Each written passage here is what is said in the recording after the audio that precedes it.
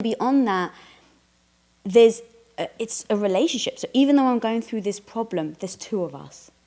And so you being there for me felt one-sided. And so I was very aware that I needed to make sure that we were having a discussion on how you're feeling.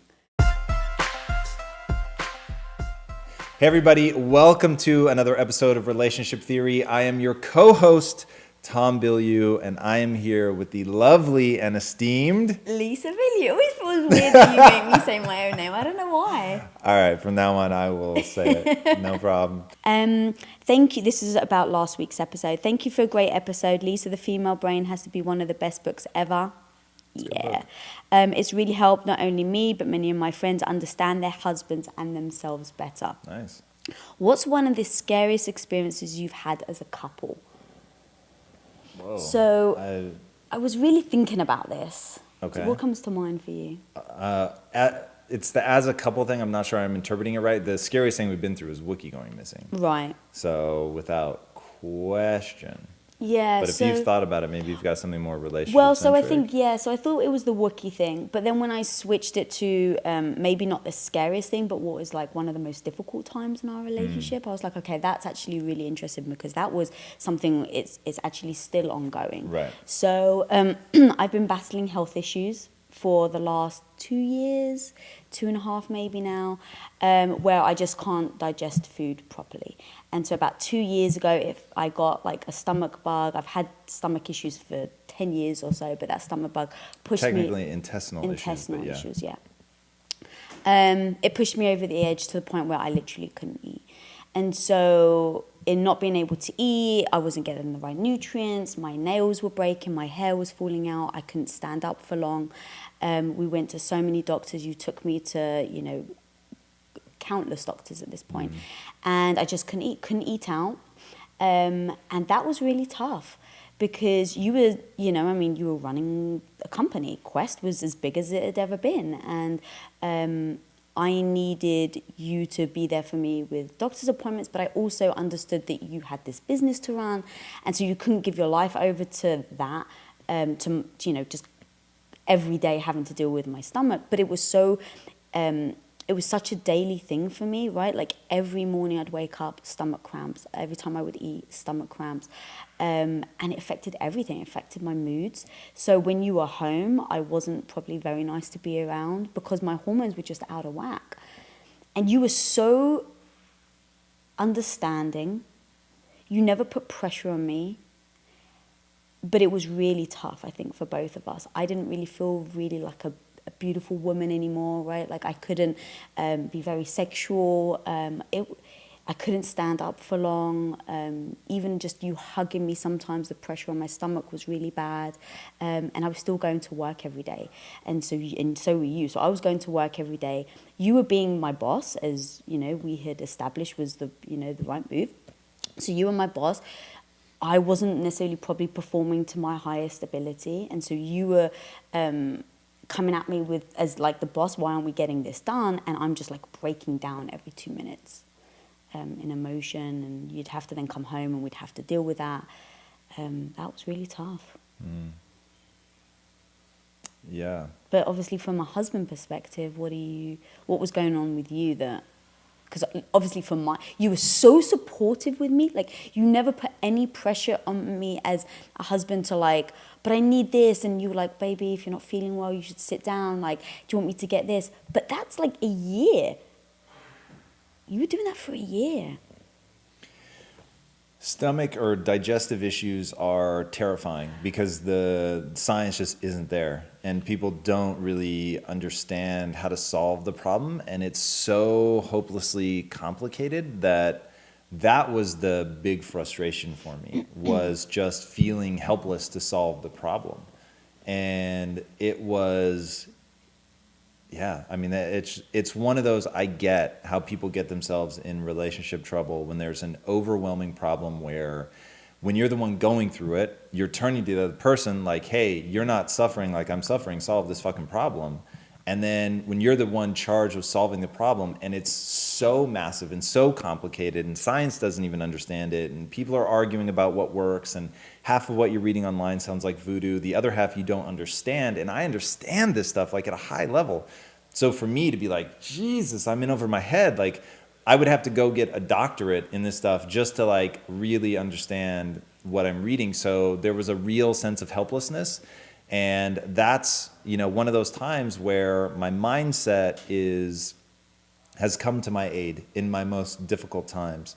And so I would ask myself, does feeling paralyzed help me? No? Okay, well then let's not feel paralyzed. And what are the machinations that are going to help me to keep moving forward? What are the things that I know? What are the areas that I have that can help? And so just started sort of going through it systematically to try and figure out a solution, from leaning on the Quest R&D team, which was miraculous. Oh my God. And they saved my life. No question. The things that they understood about the microbiome, which really made that sort of the focus of our attention.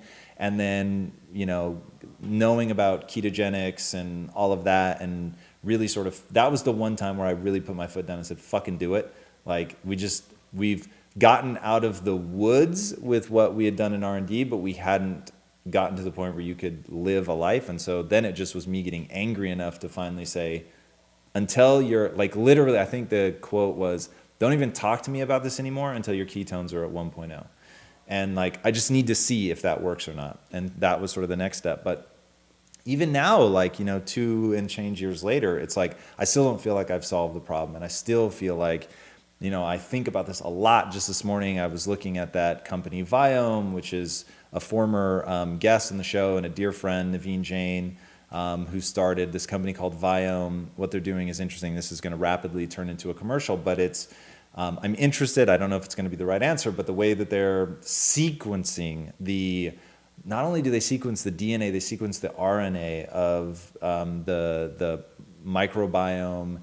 And I think they look at the Viome as well, which 2 different words. There's We're getting super scientific Yeah, now. but it's like you can actually look at the bacteria and the viruses to find out. And then what they're looking at is what genes are expressing themselves, not just what genes they have, which is a very, very interesting approach. I have no idea if it's effective, but want to get you on that. And honestly, the thing that I keep coming back to is fecal transplant, which I did not expect to be coming up in this episode, but it's they need a better name for it. But that may end up being the solution. But anyway, like that's what triggers from the husband side. Like I fucking want to solve the problem. And this, like you want to talk about things that even you and I think that we think about relationships enough to be sort of at a relatively high level. I want to solve problems and you just want to be heard is like a constant issue.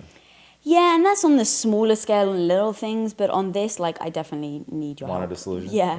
But really even beyond just the logistics of finding out how to solve it, right? Like, I actually wasn't like, oh, poor me, like, I need you to be there for me, my stomach's hurting, like, just be here for me.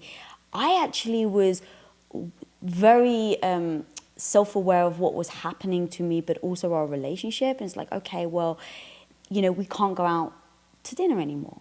And we used to love going to Vegas and doing buffets and drinking and having a giggle. Like, I can't do that anymore. And obviously, like I said, being very intimate, like you had to be very careful, and we couldn't do that very often. And so all these things, like I was very aware of how that could potentially change our relationship. And so I was a bit fearful of, not even fearful, but just I wanted to make sure that you were helping me, right? So I was very vocal about that. Like, look, babe, this is very important. Can you please help? I need, research, or like, can you come to the doctors with me? So I was very open about that because we always say to each other, we're not mind readers. Right. I can't read your mind. You can't read mine. So just tell each other what you actually want. But then beyond that, it's a relationship. So even though I'm going through this problem, there's 2 of us. And so you being there for me felt one-sided. And so I was very aware that I needed to make sure that we were having a discussion on how you're feeling, right? And how you're doing, and you were always super sweet and, like, I just want to get it, get you healthy, and I feel like I failed you, and I really want to work on this, and I have to find a solution, and blah, blah. But even past that, it's like, how are you doing emotionally? We're not going out to dinner anymore. Do you still feel connected? We're not able to take these trips anymore. Are you okay? Like, what is that equivalent of doing something else for you that you would feel that same emotion? Okay, well, I'll, like, just human touch, right? Just like cuddling and touching each other, having that, holding hands. It keeps something intimate between us. And I was very conscious of kind of, let's talk about this. We need to discuss this, and so were you.